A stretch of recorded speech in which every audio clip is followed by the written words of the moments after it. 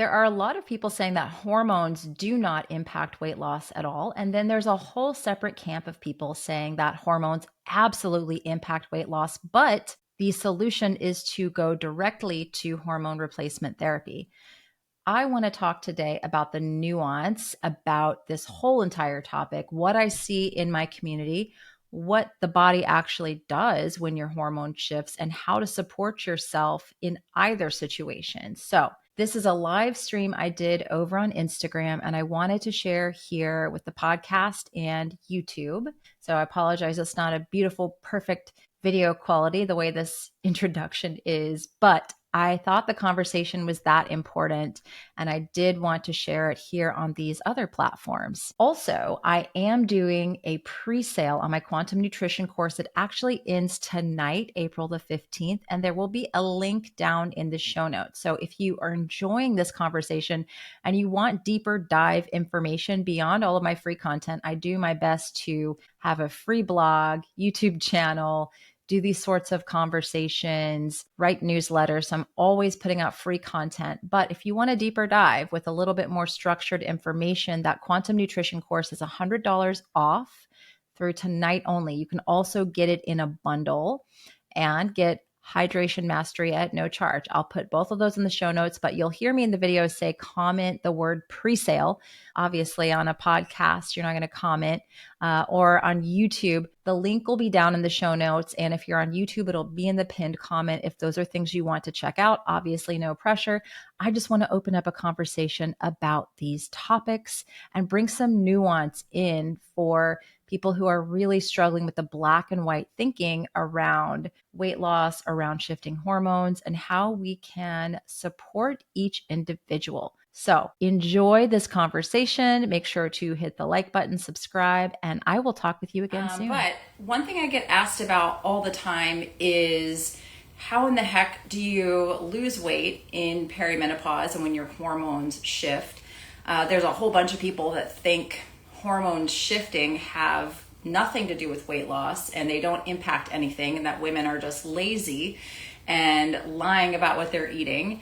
But after kind of going through this with a ton of clients and myself as well, and noticing several hormonal shifts over the last year, and myself in particular, I definitely feel like this is something that needs to be talked about and better understood. So that's what we're going to talk about, is how to really shift your nutrition, how to shift your lifestyle to make weight loss not so difficult at this age and stage of life. And again, if you are interested in getting a full course that really helps you go through this, that has food lists and different things you can do to support your mitochondria, just comment the word pre-sale under this video and I'll send you the link. It's $100 off for one more day only. So first of all, just to explain what is happening when women start to go through a hormonal shift, like let's say after 35 even, a lot of women start going through perimenopause around 35. And the more that you are stressed out, this is one thing that I'm seeing a lot of on social media, is that women are saying, I'm going through perimenopause early, I'm going through it early, my doctor says I'm going through it early. Well, here's something that people aren't talking about enough. If you are stressed out, if you are not getting the correct hormone signaling, right, you're going to flatline your hormones. You can do that in your 20s. You can do that, at any age. And if you comment or DM the word pre-sale, it has to be one word, pre-sale, if you want to get $100 off quantum nutrition through tonight. Because I see someone commenting pre-sale, it has to be one word, pre-sale. So first of all, when we talk about hormones and weight loss, this can happen in your 20s. It doesn't have to be perimenopause. You can absolutely get your cortisol in such a state, because the whole cortisol face thing and the cortisol cocktails are going viral all over social media. My own thoughts about that. But you can create hormonal issues. It doesn't have to be perimenopause, menopause. The perimenopause, menopause time is when these hormone issues become more obvious for people, a lot more obvious. And so you just start to feel it more. But you can put yourself into a state of flatlined hormones in your late 20s, in your early 30s. And so there are a lot of women now going around on social media being like, I am in early perimenopause, and what's going on, it's because of this cortisol issue of a chronic stress state. So that has to be looked at, number one. And I also see a lot of people talking about adrenal fatigue is not real, adrenal fatigue is a fake thing. You begin to, when you're in this chronic cortisol state, lose the signal. It's not that your adrenals don't work anymore. It's not that your brain on these things don't work. It's that you lose the signal between the adrenals and the brain. And you can do all the herbs and adaptogens and all the things, but if you don't get your light signaling, because that's the primary thing that's going to turn on the HPA, HPG, HPT, HPO axes, all these axes for the ovarian signaling, thyroid, gonad, all of it, right? You have to start with light, and that's free. That doesn't involve buying a bunch of herbs and adaptogens and all this stuff. And if you do the herbs and adaptogens and you don't do the light, I've seen it cause issues. I've seen these things cause issues like an opposite reaction. So that has to be looked at first, regardless of your age. The whole issue is that the signaling is not working appropriately. So it has to start with light. It has to start with morning sunlight and then blocking the blue light at night. When you get into officially, right, you're not in a state where you're just in a chronic cortisol state where your body has decided we're not safe enough to make progesterone, we're not safe enough to make estrogen, we're not safe enough to make these hormones, we're just going to turn it all off, right? If that's you, then we need to work on holistically your lifestyle and holistically your nutrition. Those things have to be looked at if you're in that age and stage of life. And I talk about all this in quantum nutrition on a deeper level if you want to get like the whole picture, right? But in perimenopause, menopause, there is a shift in these hormones, right? We do start to have less progesterone, which can make us more sensitive to noise, less resilient, not have as easy a time sleeping. And then the estrogen begins to go as well. And that also, and it begins to shift. So that makes us less insulin sensitive. And so the same things that you were maybe eating in your 20s and 30s, you're eating them in your 40s, and you're like, wait a minute, why am I gaining weight from this food? Like, why is my body actually like handling this differently? And it's because of this hormone shift. And so what happens as we get into this age and stage of life, if we do not support the foundations and support the basics, which is what I'm here for. I'm not a hormone doctor. I don't prescribe hormones. I don't prescribe anything. I teach lifestyle and nutrition to help support you in this time of life. If you don't make some changes, you will end up with a weight gain. You will end up with a harder time sleeping. You will end up feeling less resilient and more annoyed and more noise sensitive and all these things.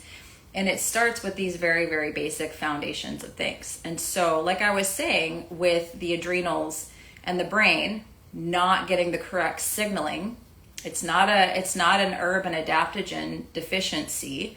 It's a signaling issue. And if you don't start with your lifestyle, you're going to just be popping pills and searching for the next supplement. Again, I'm not going to poo-poo all supplements and say they're all wrong, but if you don't have the foundations on board, these things aren't going to work. Same conversation with HRT. I did a post about HRT that's kind of getting a lot of attention and my thoughts on it.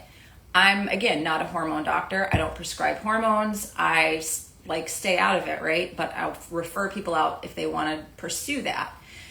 But if you do not have the foundations on board, you might try HRT, and I see women trying HRT that don't have the foundations on board. They try estrogen because they're told estrogen is like this godsend of a hormone that's going to help you regain insulin sensitivity. They don't change their diet, they don't change their lifestyle or their habits, and they gain weight from estrogen and it doesn't work. Or it may work for a little bit and then it backfires. Progesterone, oh, it's going to help you sleep better. Again, can be miraculous. And I'm not saying never do, that's not what I'm talking about. That's a different conversation. But the progesterone thing, it does start to wane because you start ovulating less in perimenopause and menopause. And that does impact your noise sensitivity. It does impact your ability to respond to stress. It does relate to sleep, nervous system, all that stuff. And so we have to support the foundations, because I've had a lot of people try progesterone and then it goes down that wrong pathway and they have a cortisol issue. All of a sudden they can't sleep. So just to be clear, I'm not telling people not to do hormones or anti-hormone. I am here to say foundations matter. If you want to do that pathway, you got to do the foundations. If you don't want to go that pathway, you got to do the foundations. And someone's saying they tried a GLP-1 for 4 months and didn't lose a pound. I've also seen that. You got to be careful with those types of medications, because it's all foundational work. And the lie that is being sold to women and the lie that's being sold to people is that your answer is outside of you in a pill, a supplement, a medication, and not to say that these things can't be helpful tools for people. Just wanted to make sure I'm not getting that twisted. But if you don't have the basics down, which I'm going to talk about, because I've been kind of talking for a bit without giving a whole lot of context, what the foundations might look like for somebody who's shifting hormones. But if you don't have that, the HRT is not going to do what you want it to do. The GLP-1 is not going to do what you want it to do. I've had a lot of clients in the last 3-4 months that have done GLP-1s and they lost weight, but they didn't change the foundations. They came to me after the GLP-1 stopped working. One of them had a severe gallbladder issue. Another one had a really severe gut issue. Thankfully, we were able to help them to back out of it and to get things working again. But they did the GLP-1 hoping that it was going to just help them to lose all the weight and be done with it. And they didn't change their food. They didn't change their lifestyle. And so they ended up losing a bunch of weight and also losing a bunch of muscle. And then with a bigger problem with gallbladder, with gut, and starting to gain the weight back because they had to go off the medication because it messed them up. So what does that look like? And by the way, if you're just joining, today is the last day to save $100 on my Quantum Nutrition pre-sale. Comment the word pre-sale. It has to be one word below this video. I'll send you the $100 off link. Should we not supplement with HRT if these other things are going on too? I'm not saying to supplement with HRT or not. I have seen it be tremendously helpful for women, and so I don't want to have that whole conversation. But the women who have success with HRT that I've seen and worked with are the women that they change their entire lifestyle and their diet. If you don't have that on board, if your mitochondria are not supported, it's like pouring, I said this in a post, it's like pouring water into a leaky bucket. And you're not going to get what you desire from that a lot of times. HRT is very bio-individual. It has to be, you have to work with a practitioner who has a conversation with you. I'm going to talk about foundations, but just on the HRT topic, this is an issue I'm seeing. Women are like, I need to do something. I'm miserable. I'm not sleeping. I hate everybody. Like, hi, welcome to perimenopause. The world is terrible. I hate everyone. And I'm gaining all this weight, right? They go to their doctor and the doctor says, okay, let's do birth control. Okay, number one, that's not appropriate for most women who are looking to get support here. Putting them on a birth control pill is going to cause nutrient deficiencies. It's not going to, it's a suppression. It's a suppression. So that's not, in my opinion, that's not HRT. The other thing a doctor will do, that I've had this happen to a few friends of mine that I've had to help them unwind from, is pellets. Oh man, I've got some horror stories with pellets of my friends going to the doctor to try to get hormone help, and then the doctor gives them pellets and their body freaks out because pellets, I heard someone say this, it's like basically having a mega dose of like vodka that doesn't wear off for 3 months. Someone might feel really great with that, and then someone's like, oh crap, I'm drunk, and I'm going to be drunk for the next 3 months, and there's absolutely friggin' nothing I can do about it. I'm like, that is the thing I've seen with pellets. Like, I've seen people take them and they're like, oh, I actually feel really good. But then I've also seen like horror stories, and then you're kind of stuck with the pellets. So that's why that's not something I recommend. And again, I'm not a hormone doctor. I don't prescribe hormones. I help people with their lifestyle and nutrition so that if they do want to try something like HRT, they can actually have, hopefully, a better experience than somebody who's, like I said, it's like pouring water into a leaky bucket if you don't have the foundation down. So what the heck does that look like in perimenopause, menopause, when your hormones are shifting? They are going through a biological shift. Now, we make hormones in the brain, in the gut, in the skin. We make hormones in other areas in the adrenal glands besides just the ovaries. But what's going on a lot of times is that we have broken signaling. The brain doesn't know what time of day it is. The skin doesn't know what time of day it is. We actually can make some forms of estrogen in the skin. And again, this time when we're starting to shift with these hormones, a lot of women are not getting any sunlight on their skin, right? They're exposed to a lot of toxic blue light, unfortunately. They're exposed to blue light at night, which is another hormone disruptor. And they're not told, right? Breast cancer and blue light are heavily correlated, but people aren't told about this. And so we have to get the light signaling correct. We also make hormones in the mitochondria. And what starts the hormonal process in the mitochondria? We make pregnenolone, which is the master mother hormone, and light is the signal for the mitochondria to start making pregnenolone. So if we're not getting a natural light signal, an appropriate natural light signal in the morning, guess what? The mitochondria are not going to make that appropriate amount of pregnenolone. So pregnenolone, again, this production starts in the mitochondria, and then the body is also picking up on safety signals. This is why I recommend that. Oh, thank you. Someone said they want my hair. Thank you. It keeps getting in my way. I'm sorry, I keep pushing it out of the way. But you start this process in the mitochondria. And if your body thinks that you're running from a bear or that you're in danger, which is a lot of women, especially in this shifting age of life, we're taking care of teenagers, children, and we have elderly parents, aging parents. We have careers, we have jobs. And so it's kind of laughable, and it's like a joke that nature is doing to women at this point in life. It's like we're so much more sensitive to stress, and we have to be mindful of these things, yet we have everybody demanding things from us on all sides. How is that fair? So again, this is why I am wanting to have this conversation. Let's see. I was prescribed HRT pellets, progesterone. I started bleeding. I stopped all hormones and now looking for a new doctor. Yeah, finding the right doctor is also very important, that will listen to you and won't just throw their protocol at you. And that's another thing I want to work on, is pulling a list of providers that actually listen to people and that work remotely. Again, another conversation for another day, but talking about the basics for women at this age. In the morning, mitochondria make pregnenolone, the master hormone that is converted to cortisol and also to progesterone, estrogen, testosterone, DHEA.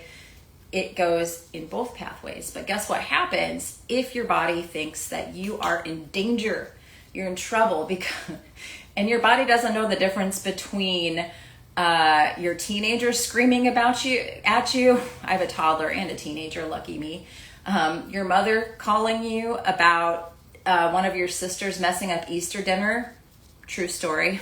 This is me this morning fielding like my mom and my sisters and the group text, and everyone's freaking out. guess what? Your body doesn't know the difference between that and being chased by a freaking bear. And so if you're starting your day off in this stressed out state, this is why I refuse to pick up my phone until after I've gone outside, I've had mineral water, I've walked around, I've done some grounding, I've eaten something. I'm not picking up that phone because God knows what's going to happen when I open it.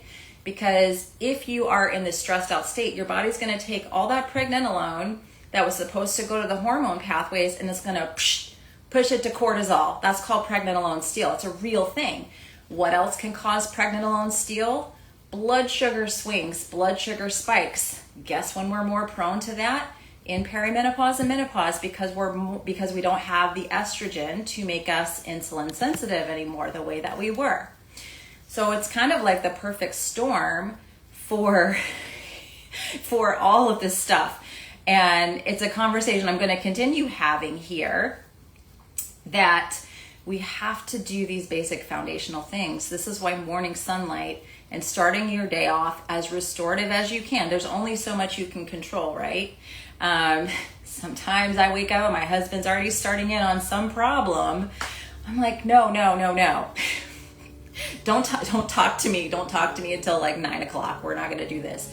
So I don't want anyone out there to think I'm perfect. I do all this stuff perfectly. I do not. I have real life, real stresses, but I have figured out a way to be very strategic for myself because I have noticed, about to be 46 next month, my body's a lot less resilient to the things it used to be. My neighbor shows up with a leaf blower and I feel like pulling out a freaking machine gun. I'm like, oh no. I'm not even joking. That's me, right? Losing your hair is also another thing, and this can also be due to its hormone shifting. It absolutely can be. We're more prone to deal with thyroid, with autoimmune. All these things can happen. And I don't want to put this in any sort of like a negative way, but I feel like perimenopause is a little bit of like a report card of how well do you have the lawnmowers. Yeah, lawnmowers and leaf blowers, like forget it. I get physically angry about these things. I used to not care. I haven't moved. Nothing has changed. I'm not making the same amount of hormones, right? So, we have to really understand that this time of life, when you're not taking care of your body, it shows up on you. And it's like it's not a report card as in like I want anyone to feel like they're bad. It's just your body is going to let you know. It's going to be loud and clear. Hey, you're not doing what you need to do to support yourself on a foundational level. So as I mentioned with the whole pregnenolone thing and the mitochondria, because hormone production starts there, and that doesn't change. You've got to start your morning off as restorative as you can. So for me, what that's going to look like is ketone minerals, hydration. I do a little Shilajit. I'm going outside, I'm grounding, take my dog out there. I do a little cold face plunge. I have a protocol with red light therapy and cold therapy that I'll do to boost mitochondria in the morning, and eat breakfast. And then I'm not going to open up my phone because I know that's probably going to be something I have to deal with. And so women, if you're in this age and stage of life, I really, really urge you, before you even think about changing your diet or anything else, to just consider, how is your day starting every single day? And what can you control? I know there's a lot of things when we have teenagers and aging parents and we have all these things going on. There's only so much that we can control. So what can you control? I always start there. And then we do need to look at nutrition because, like I mentioned with the pregnenolone steal, if you're having blood sugar spikes and swings, that's also going to take some of that pregnenolone over to the cortisol pathway. And then again, we're going to have hormone imbalance, more hot flashes. I've had women that they don't want to go on HRT. They have maybe a history of breast cancer. They have a family history of things like that. Again, not my lane. I'm not going there. I refer people out for that. I'm supporting the person that comes to me. Person comes to me, says, I'm on HRT, I want to support my lifestyle. Cool, I got you.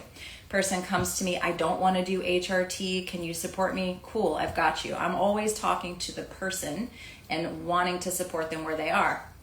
So I've had women going through perimenopause and menopause that are having hot flashes, and we fix their leptin, we fix their blood sugar, and the hot flashes completely stop. I've had women that start dealing with insomnia, again, in perimenopause, menopause. They don't want to take progesterone. They don't want to take the other hormones. I'm like, okay. We fix their light. We fix the foundations. We fix their nutrition. They start sleeping through the night again.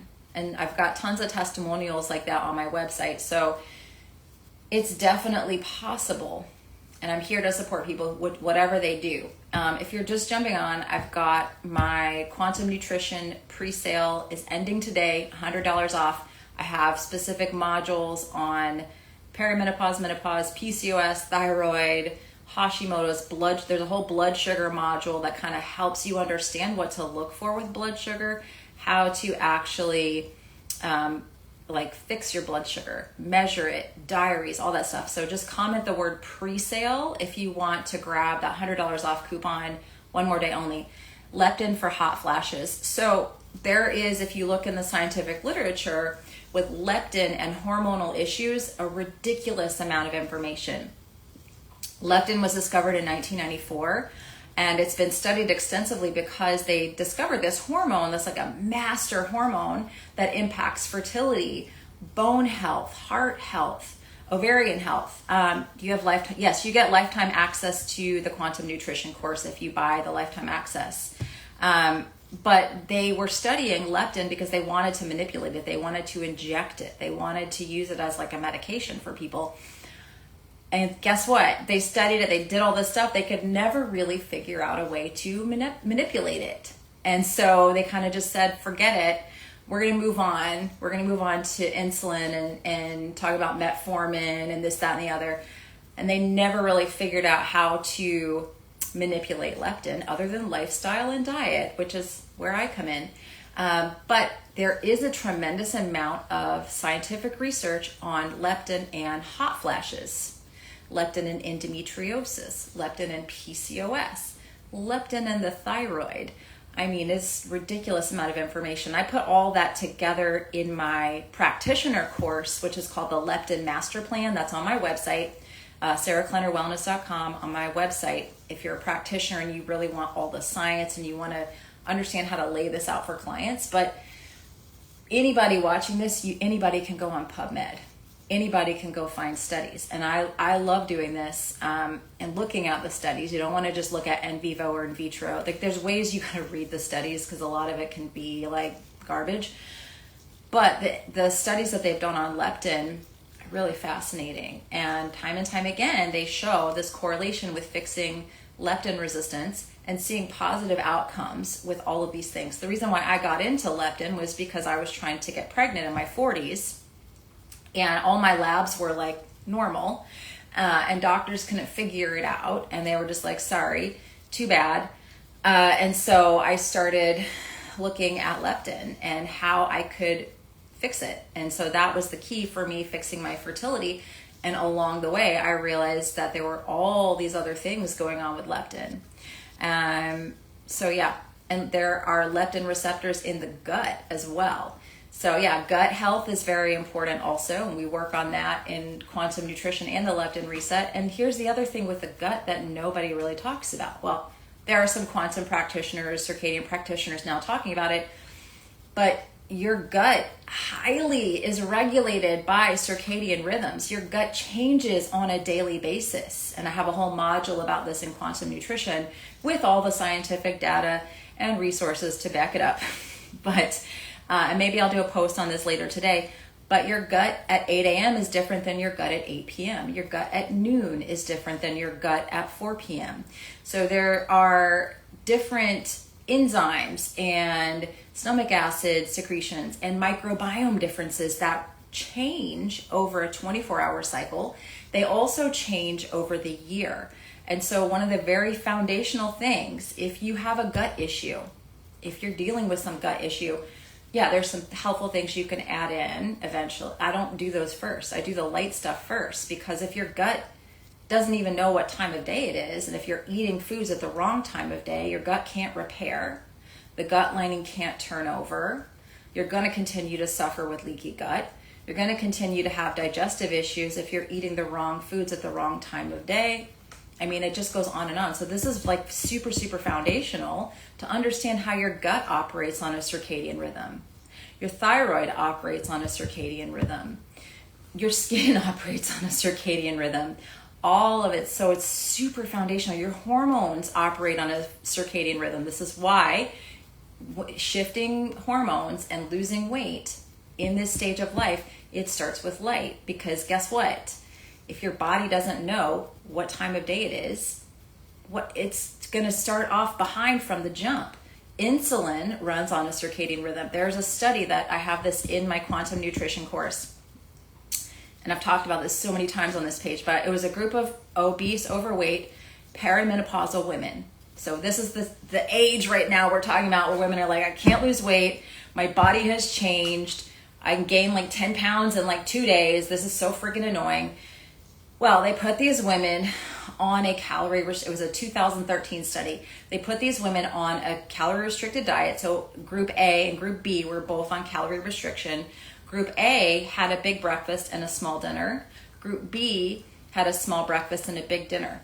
The big breakfast women lost like significantly more weight. They all had lowered insulin. They all had lower triglyceride levels. Like across the board, the metabolic markers for these women who had the big breakfast and the small dinner was better than the women who ate the small breakfast and the big dinner. So this is why when you get to this age where your hormones are more sensitive, you're more likely to be insulin resistant. We have to train your body to be able to do a little bit of fasting, to do the smaller dinners. We have to get your body healthy enough to do that, because it's going to be a huge advantage. I will say for me, about to be 46 in June, I do more time restricted eating, where I'll stop eating at 3 o'clock in the afternoon. I don't do it every day, because that can also stress out your body, and your body is definitely more sensitive to stress at this point in your life, because of the fact that the adrenals are making hormones. They're doing a lot more for you than just pumping out cortisol. And so it's like a line you have to walk, and I have more on this in the nutrition course, but I end up not eating dinner at least 2 to 3 nights a week, and that has been ridiculously helpful with inflammation. How do you get out of insulin resistance? The same way you really get out of leptin resistance, because leptin resistance happens before insulin resistance. And so it starts with light. Then we have to look at your foundational nutrition.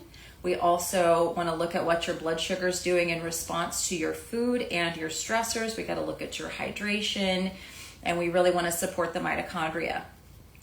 So that really is the same for fertility, PCOS, autoimmune, thyroid. It's all working on the metabolism as a whole. There's little tweaks that we make within each of those, but yeah. Do you still get the same amount of calories when doing restricted eating? Typically, you'll do a little bit of calorie restriction just by default. I'm not personally, what I do and what I tell women to do, once we get their bodies metabolically flexible and healthy, then you are going into ketosis and burning your own fat for fuel overnight. So you don't get the blood sugar drops. Right, that's someone says, doesn't missing dinner mean blood sugar drops? No, it should not. It should be your body is able to tap into its own body fat for energy. If you have extra body fat, then your body should be able to tap into that. Someone says, when I skip dinner too often, it causes me to have low leptin. I had to stop intermittent fasting. Yeah, I mean, and I have dealt with this as well. I got super lean, like it was a problem over the holidays, before the holidays. Then the holidays came and I'm fine now. My husband's like, please don't lose weight. You look good now with a little bit of weight that you gained. But I was kind of just in my routine of fasting and ended up getting a little bit too lean. And so, yeah, you don't want to do as much fasting, and you'd want to lean into doing more things like grounding, red light therapy, other things to support your mitochondria, because you can push the bucket too far with fasting and put your leptin too low. So that's where we really have to lean into sunlight, really have to lean into grounding, sleep, rest, repair, and maybe not do as much fasting. That's why where I'm at now, not really trying to lose any weight, is I will probably skip dinner a couple times a week, and that's it. And I don't force it more than that, but that helps. And if you're somebody who's waking up in the middle of the night starving whenever you skip dinner, that means your body's not metabolically flexible. That means you're not activating that AMPK pathway. That means your body is a sugar burner, and you can't like tap into your body's own stored energy for fuel. And that's what we're supposed to be able to do, is be glucose burners and fat burners. Everyone's like, oh, ketosis is the holy grail, da da da da. I think being able to get your body to switch into ketosis and switch out of it is what's more valuable than just being able to be in ketosis all the time. And there can be a downside to constantly being in ketosis. So yes, someone says they have a 21-day leptin reset course, still assimilating tons of info.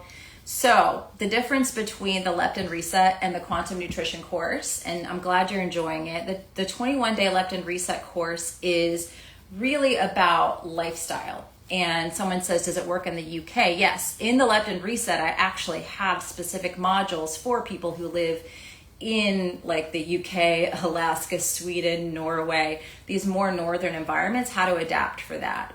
So leptin reset will teach you about your mitochondrial haplotype. It's more on the lifestyle and more on the mitochondrial side of understanding how your body works from that level and supporting it. Quantum nutrition is more like nutrition, food, how your gut changes on a circadian rhythm, how your thyroid changes on a circadian rhythm, different protocols for autoimmune versus PCOS versus thyroid versus perimenopause, menopause, thyroid, blood sugar measuring, how to really understand how to do that, when to do that, why to do that, AMPK and metabolic flexibility, how to teach your body how to be metabolically flexible. So that's really the difference. But, you know, if you've got leptin reset and you're like, I'm good, it's up to you. It's $100 off through tonight. So if you wanted to take advantage of that discount, the price is going to go up because I've redone the whole thing and put in a bunch of new modules. So it's totally up to you. You get lifetime access to the course. So any updates that I make, you get. So the people who bought Quantum Nutrition back in 2023 when I released it, they're all getting all the brand new material and they're not having to pay for it, because that's just how I roll. I'm like, you buy it once, I'm going to just keep updating it. I've got the mindset of like, I just want to support the people who are already in my ecosystem. So if you come to my ecosystem, I'm going to support you. Let me scroll back up here. Carb options. So carb options are going to be based on where you live, the time of year, you know, what you might be dealing with. And I've got food lists in Quantum Nutrition, and I've got a seasonal food guide that'll help you locate all over the world what's local, what's seasonal for you. So there's carb options in that is going to be based, it's all individual. Because if you live in Costa Rica, what you're going to eat is going to be different from somebody living in Canada. It should be. It should be. Let me scroll up a little bit. Iron deficiency and low vitamin, does that affect leptin? It can, definitely. That's why I talk about a lot of that in Quantum Nutrition, but you've got to get your body in a state of, some people need to stop stressing out about weight loss and look more at replenishing the body and reestablishing those signals. And that's kind of what the leptin reset is more about, is about just really get the signaling back on board. And everyone wants to go straight into weight loss, but if you try to go into weight loss immediately and you're leptin resistant, you're burned out, you're stressed out, especially perimenopause, menopause, you might start losing weight, but then your adrenals might just fizzle. that signaling might just fizzle because it's a shift. You might start having your thyroid downregulate. Do you recommend electrolytes as a carnivore that lifts and strength trains? I mean, I think everybody needs minerals. Everybody needs minerals. And if you're going to do carnivore and strength train, even more, because that is a state where you're losing minerals. So definitely. I have low leptin and it was so that's where, if you're a low leptin person, then I'm not going to put you in a further depleted state. So I've got more on that in the leptin reset. If you're low leptin, there's a lot of things I'm going to tell an elevated leptin person, a leptin resistant person to do that I would not have a low leptin person be, because the body already is in a scarcity mode. So there's so much context. Cellulite, is it hormonal? There's a lot of theories around cellulite. Some people say it's heavy metal, some people say it's hormonal, some people say it's completely normal. I think there's a little truth to everything, but I think a big issue with cellulite is that, does your body ever see the sun?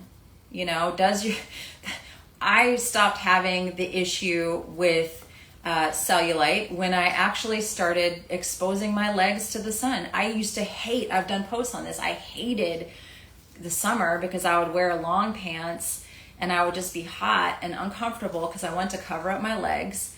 And once I actually started putting my legs out in the sun and fixing my leptin, a lot of the cellulite was gone. Does the course involve blood tests? No, you don't have to do any blood testing to do any of my courses. The things that I teach are not, you don't have to do any blood testing at all. You can if you want to. I give you some baseline labs that you might want to get if you're interested. But you don't have to. I am a big, what's your symptoms? How do you feel? Because someone will come to me with labs and they're stressed out because a few markers are off, but I'm like, you feel good. If you feel good, why are we living and dying by what's on this paper? Or someone feels horrible. This is what I get more often. Someone feels horrible and their labs are quote unquote normal. So what am I going to do? Say your labs are normal and send them off, or support the person and say, what are your symptoms and how can we address those? So there's some value in labs, and I have somebody on my team that reads labs now and does a whole consultation, but I don't think you have to live and die by them. I'm going to answer, if you guys have any more questions, you can throw them in the chat, but I do have to log off because I have to record a podcast with my partner in about an hour. But if you're just jumping on Quantum Nutrition, $100 off through tonight, comment or DM the word pre-sale and I'll send you over the link. If you have severe mold and fungal issues, do you work on that first? I actually don't. I actually just had a conversation with my friend, Dr. John Kim, who's a mold expert, functional medicine doctor, does all the testing, functional stuff. And he and I had a really interesting podcast that will go out in a couple of weeks. And he said, if someone doesn't work on their light environment first, if someone doesn't have their nutrition environment down first, and you jump into working on, because what does that mean to work on a mold and a fungal issue? Are we going to start wiping things out of the body? Are we going to start killing everything? Those things are there for a reason. The mitochondria didn't have the integrity, that didn't have the exclusion zone water to keep them out. So they got in. Why does one person in a home get sick when there's mold, but then the other three don't? It comes down to mitochondrial integrity. It comes down to supporting the cell. And so if you want to do any sort of a wiping out, killing, or detox protocol, you have to start at the foundation. You have to start with your light and dark cycles. You have to start with appropriate sunlight signaling. You have to start with blood sugar. You have to start with supporting the person first. Because if you, again, just jump right into detox protocol, what's going to happen? The body's going to completely freak out. And those are a lot of the people that I get. They've gone through multiple practitioners that have put them on detox protocols and their body is completely depleted and they're no better off. But they never even addressed these foundational things. The liver runs on a circadian clock. All the detox systems in the body run on a circadian clock. Your nervous system is highly intertwined. There's actually a ridiculous amount of research on leptin resistance in the nervous system. These are also intertwined. So if you don't have the signaling on board and your nervous system doesn't know if it's day or night, where you are, it doesn't know if food's going to be available, your blood sugar is spiking and swinging all over the place, you're going to jump into a mold protocol, a parasite protocol, a detox protocol, and your body is going to go further into dysfunction. So this has to be foundational. This is the same thing with HRT. It's the same thing with everything. The answer to go first is always to address the foundations for every person. So, all right, everybody. I have to go record with my partner, Carrie. I'm not sure what we're going to talk about today, but maybe we'll talk about it. We've talked about this before on the podcast before, but we haven't really ever done like a full hormone episode. So maybe we will do that today. But I hope you're having a beautiful, beautiful, what day is it today? It's Tuesday. And I will save this on my page if you guys want to go back and watch from the very beginning. If you're just jumping on, I'll save this talk, just all about hormones, hormone shifts, what happens, why it can make it more difficult to lose weight.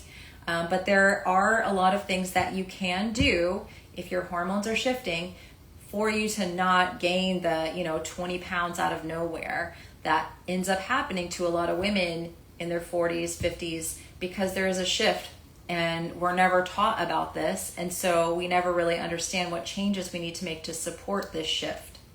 So that's where I've got you covered. All right. Have a beautiful rest of your day. It was good to chat with everyone today.